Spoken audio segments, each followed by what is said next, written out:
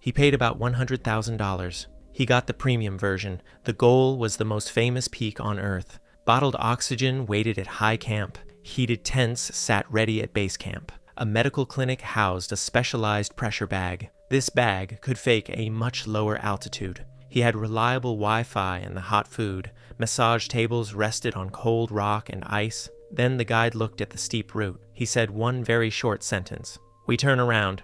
The client was not physically weak. The gear was not entirely wrong. The funds had not run out. The sky had not even started a storm. The air remained perfectly clear. Moving headlamps shone far above in a string. The environment was doing what it always does. It was setting the strict schedule. That schedule completely ignores the massive invoice. A package like this sounds like a cheat code. It signifies a fully guided commercial climb. The route goes up the Nepal south side. You get carried through a highly refined system. Essential permits alone can run around $15,000. Base camp mimics a small temporary village. The experienced guides and Sherpas act as the real engine. At this premium level, the ultimate promise is control. A VIP client might have one dedicated guide. They might use 4 to 6 personal Sherpas. These support teams expertly manage crucial oxygen flow. They carefully set fixed ropes and firmly break the trail. The client climbs inside a protective bubble of support. On paper, it reads like a safely managed job site. The environment keeps moving anyway. It shifts violently under the fixed ropes. The high terrain cracks open directly above them. The south side route passes highly dangerous zones. The Khumbu icefall flows and breaks apart unpredictably. Higher up, the icy slope rapidly narrows and steepens. Harsh wind can rise incredibly fast. Above 8,000 meters, the air gets exceedingly thin. The human body starts losing physiological ground. This extreme zone is where human biology begins to fail. The atmosphere holds only 1/3 of sea level oxygen. No amount of money changes that stark physiological equation. Available oxygen drops to roughly 33% of normal. Breathing feels exactly like pulling air through a thin straw. The low pressure delivers far less fuel with every single breath. It strongly tightens around the brain, lungs, and heart. Researchers climbed this exact route in 1981 to measure this drop. They published their remarkable findings in Science. At the summit, extreme breathing pushed arterial pH very high. It reached about 7.7 from constant hyperventilation, yet human judgment still completely fell apart. The struggling body desperately attempts to fix the oxygen shortage. It pulls in more air through rapid hyperventilation. This pushes necessary carbon dioxide out far too fast. The blood dramatically shifts its basic chemistry. Blood becomes highly alkaline. This extreme state is the body surviving with chemistry hacks. The mind still pays a massive toll. Hypoxia severely hits executive function very early. Executive function serves as your brain's main manager. It heavily controls your basic impulses and helps you judge risk.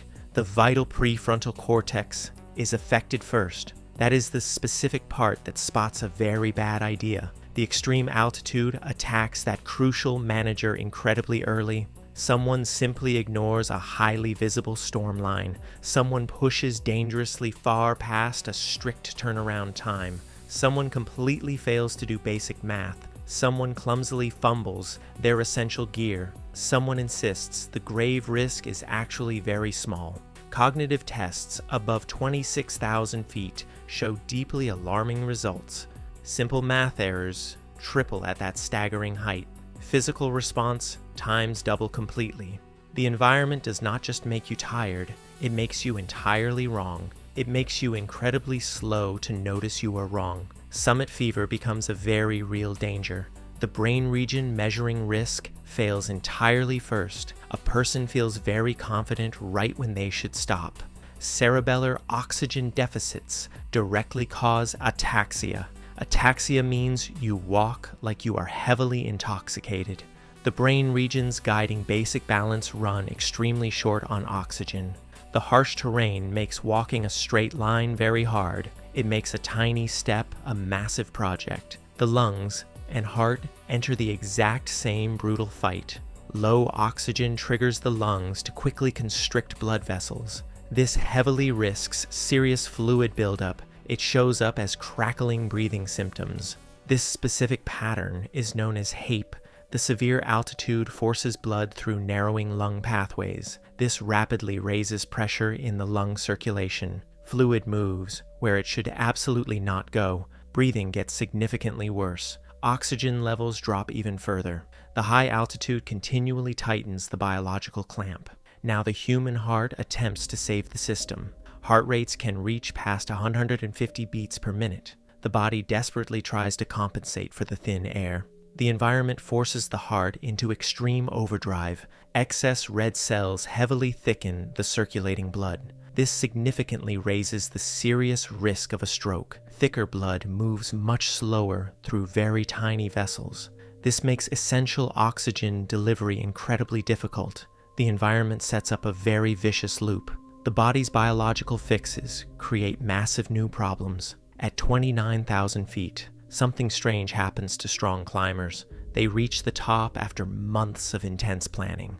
They turn around and carefully start moving down. Then the extreme altitude slowly takes them apart entirely.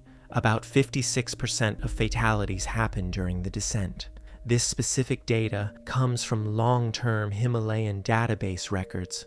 The summit clearly looks like the ultimate finish line. It is absolutely not the finish line. By the time people head down, many hours have passed. The deep cold remains completely constant and draining. Every single step burns far more energy than the last. Most teams leave their highest camp late at night. They spend 12 to 18 hours in a single push. Summit pushes severely drain glycogen after extreme physical effort.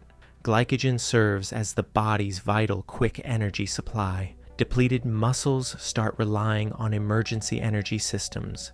These secondary biological systems produce heavy lactic acid. Downward movement feels noticeably heavier and significantly slower. Climbers also lose very large amounts of essential fluid. Rapid breathing drives huge internal water loss. They lose 1 to 2 liters every single hour. Total blood plasma volume shrinks by 20 to 30%. Thick blood moves essential oxygen far less efficiently. During the first hours after summiting, severe risks stack. Oxygen masks can easily ice over in the severe cold. Thick gloves stiffen rapidly in the freezing high-altitude air. Deep hypoxia interferes directly with the vital prefrontal cortex. Serious decision errors multiply constantly under these harsh environmental conditions. Core body temperature begins to drop steadily on the way down. Vital blood flow to fingers and toes decreases significantly. The route down requires carefully reversing every single technical move. You do this while more completely tired than ever before. The wind often rises aggressively during the harsh afternoon hours. Visibility can shift quickly and completely without any warning. Surface snow conditions change rapidly as the surrounding temperatures bitterly fluctuate. Intense fatigue effectively triples fall odds on the steep descent. Physical balance becomes far worse than it was much earlier. Mental judgment is deeply impaired by the severe lack of oxygen. The harsh atmosphere does not rush its relentless, invisible work. The extreme altitude and deep cold work together hour after hour. Around 8,800 meters, a very serious hazard frequently emerges. It is a long line of people clipped to one rope. They stand perfectly still and silently wait their long turn. In some busy seasons, 50 or more climbers heavily stack up. This happens at famous choke points very near the top. Upward progress can slow to almost nothing. The delay can last 1 to 3 grueling hours. The crucial oxygen clock keeps completely running anyway. Vital heat keeps silently leaking away into the incredibly thin air. The fixed rope is a very thin nylon line. It spans only about 2 to 3 centimeters wide. Everyone securely clips to it with a heavy metal carabiner. They move upward one at a very slow time. The environment offers only a few good weather days in May. This extremely narrow window lasts about 2 to 3 days. 200 to 500 hopeful aspirants move daily. The last 300 meters turns into a highly crowded human line. Standing completely still changes the human body incredibly fast. Metabolic heat production rapidly drops by 50 to 70%. At a highly typical flow rate, an oxygen bottle drains steadily. It lasts roughly 5 to 6 short hours. Waiting 1 to 3 hours eats a massively huge supply. You get absolutely no altitude gain back for this wait. The high route effectively turns into a very severe bottleneck. If someone directly ahead stops, everyone behind completely stops. Passing demands very awkward and extremely risky moves. The exposed ledge is extremely and dangerously narrow. You must carefully swap heavy carabiners one by one. You do this with very thick gloves in deeply frigid air. The summit window completely concentrates huge numbers of ambitious attempts. A leading guide might quickly see slower breathing and tired eyes. They must decide to pull the vulnerable client down early, or they keep them standing in the highly dangerous line. Viable exposure quickly shrinks fast when climbers remain entirely static. Standing perfectly still violently erodes the time a body can properly function. Severe physical overload on Sherpas happens when route congestion peaks. Crucial team cohesion collapses entirely under this immense and silent strain. Moisture in exhaled breath quickly forms ice in severe cold. Masks and regulators firmly face high icing risks during long exposure. Dangerous hypoxia heavily deepens, while vital oxygen burns with no progress. Arterial oxygen saturation drops well below 70%. The circulating blood carries far less vital oxygen to the brain. Intense congestion directly forces frequent clipping and unclipping maneuvers. There are far more chances for a completely wrong clip. Tired climbers are highly vulnerable to entirely sudden cornice falls. Dangerous slips happen incredibly frequently in these tightly congested sections. Fixed ropes create a very risky single point of massive failure. The rope clearly becomes the one and only available lane. Budget operators spread very rapidly since the mid-2010s. They offer much cheaper climbs around $30,000 to $45,000.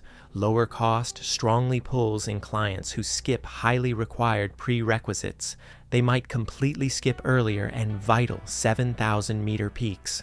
Budget packages mean far fewer oxygen bottles are readily available. They might deeply carry 4 to 6 instead of 12.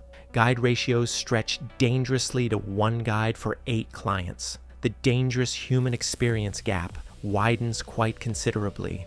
This gap is tied to a 25% steady increase in falls. Serious accidents rise very sharply on the crowded route. Oxygen caches deplete much faster in heavily crowded seasons. Mistakes like unclipping carabiners quickly trigger major group incidents. Disastrous avalanches or highly severe medical emergencies can easily follow. Overall incident rates strongly rise 15 to 20% in crowded seasons. In 1996, the famous Hillary Step became completely and totally packed. The agonizing waits went well past 2 entirely stagnant hours. This violently burned 20 to 30% of precious oxygen reserves. A heavily frozen regulator completely cuts vital oxygen flow. A core temperature of 30 °C means highly severe hypothermia. The human body's engine runs dangerously and lethally cold. Dangerous swelling firmly in the brain is medically called HACE. Threatening fluid deeply in the lungs is medically called HAP. Crucial ropes vanish completely under suddenly falling fresh snow. In 1996, 8 lives were lost despite highly funded 200K teams. At the base, paper now rigidly stops you. In 2026, completely new rules try to heavily fix the pattern. Hopeful climbers must fully submit verified proof of prior experience. They deeply need at least one successfully climbed 7,000 meter peak in Nepal. They must absolutely bring proper medical certificates from strictly approved hospitals. They must strongly carry mandatory insurance worth at least 37,500. This heavily covers necessary repatriation and totally related medical costs. all climbers must firmly use functional and reliable GPS trackers. They must definitely have Reco reflectors cleanly on their gear. They must completely climb with fully certified Nepali guides. Above 8,000 meters, the strict ratio is 1 guide for 2 clients. Highly dangerous solo climbs are simply and totally not allowed. Unpermitted climbs trigger massive and unyielding $7,500 fines. They also firmly carry strict and completely permanent lifetime bans. Guide violations strongly bring heavy $3,750 fines. Their professional licenses can be firmly and completely suspended entirely. Faking vital experience records triggers a strict 5-year complete ban. Important permits are strongly shortened to exactly 55 days from 75. Mandatory biodegradable waste bags are now completely required. These rules respond entirely directly to highly severe recent seasons. Those seasons saw 18 or significantly more lives totally lost each year. Vocal critics strongly worry the vital verification is quite deeply weak. Self-submitted Nepal certificates can be very easily faked or bought. Appointed liaison officers might actually be entirely and completely lax. The safety checks completely become a mere and totally empty formality. 7,000-meter peaks could easily become very busy and crowded permit mills. The new safety gate entirely becomes a simple rubber stamp.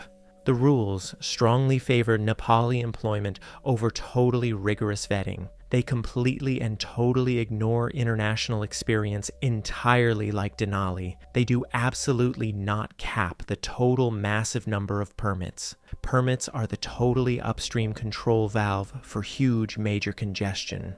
Summit day jams continued completely to contribute heavily to major life loss. This strongly happened in 2024 and 2025 despite totally earlier reforms. Shortening permits severely and totally compresses the entire climbing season. It violently pushes large, massive teams inside much tighter, narrow windows. It highly raises immense and extreme pressure to forcefully move fast. The rugged terrain still heavily bottlenecks the entirely trapped climbers. The freezing cold still entirely bites deeply into skin. The critical summit window totally stays incredibly and entirely narrow.